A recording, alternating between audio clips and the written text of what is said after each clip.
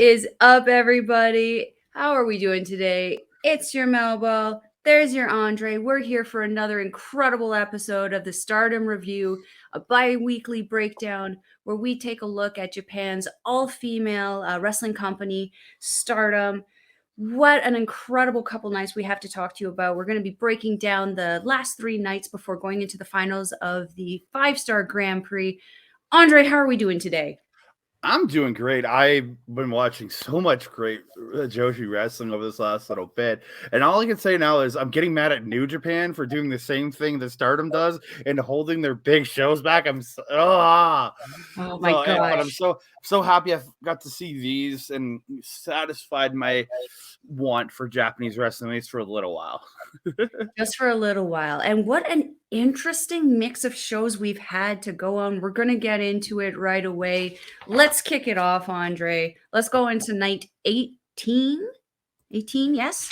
Night Yes, 18. Starting or happening on September 23rd. Wow. Where do we want to start with this? We got Natsupoi versus Iida. This match was just the perfect combination for me of little lady wrestling.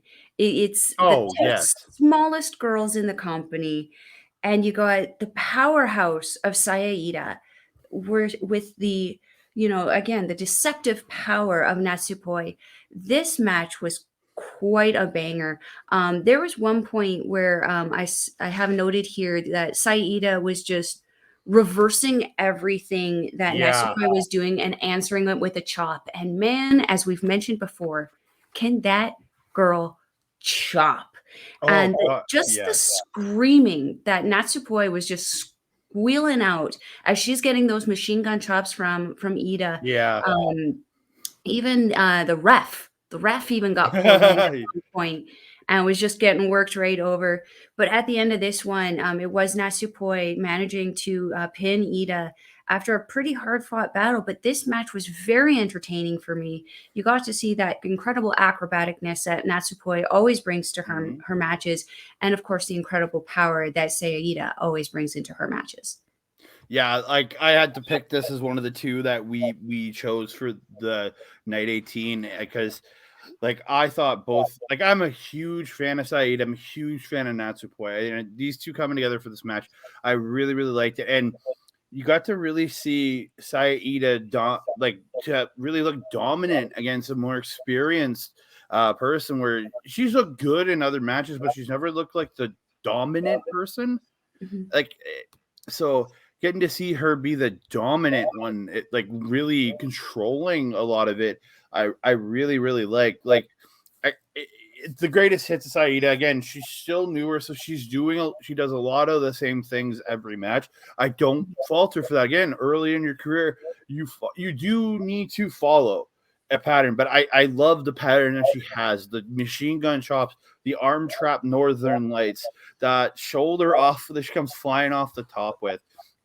I find her so charming, and the way she puts everything together, it's so easy to continuously watch her, especially over a tournament like this. We're going to see her wrestle like 12 or 13 times, whatever it is. You really get behind what they're doing with it, and I love it so much. And like we actually we were at an independent show last night, and we even both mentioned because the cartwheel power bomb that Natsupoi does. We literally watched one of the local competitors, Ava Lawless, do a version of it. And I was like, we were both like, was that the Natsupoi move? And we're like, yeah. We're like, I think so. And it was just I love the difference in Natsupoi's offense, that she does incorporate these cartwheels into things.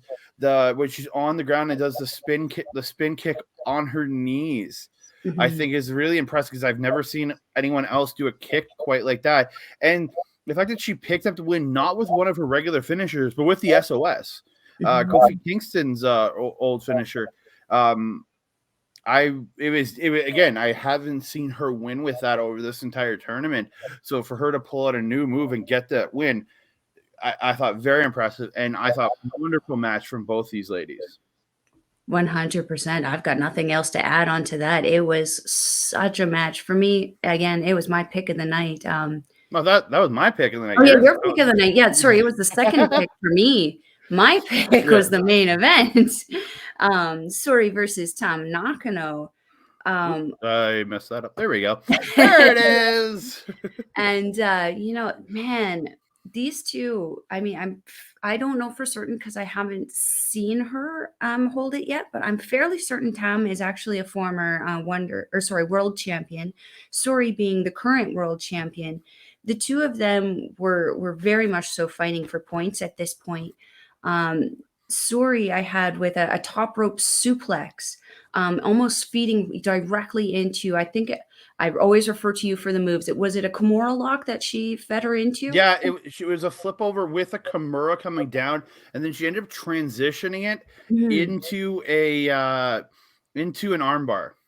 Yeah, just the incredible technical prowess of the world champion is just absolutely incredible.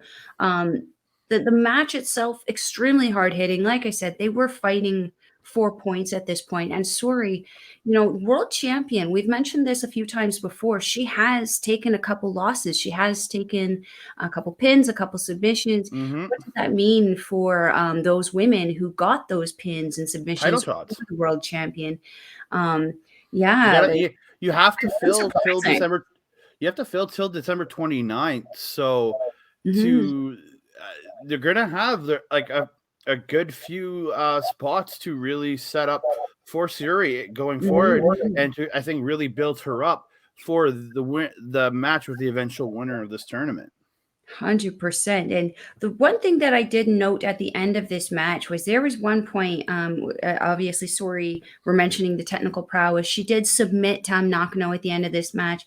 And I did mention to you before, I was a little concerned after the match seeing a couple people that we don't normally see kind of rush into the ring, being like the ringside medic and the ref tending to Tam Nakano. I'm not certain, but I'm pretty sure that something got clunked out of there during that submission, and we watched the ref put something back in there. It may have been. It's just I don't know if it was quite that, but it was a hard hitting contest between both these women, and because of what the power of Syuri is, I think whether it did pop out of them, because she did work on the night of the finals, the next night, actually, and then the night of the finals.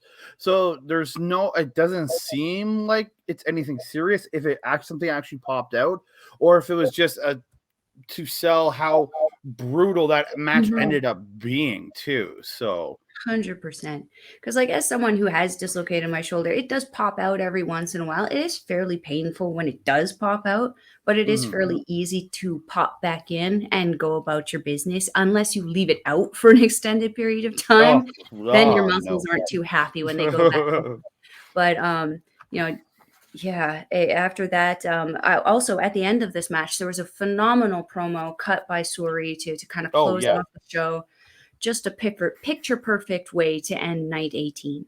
Like, just before the promo part, like, Tam looked so disheartened, because if you actually look at the way the points were going, and then what she did the night after, if she would have won this match and then did what she did the night after, she would have been the leader in points, and with a win on the final night could have solidified the final. She could have had the final solidified on night 19 if she had beaten Syuri here.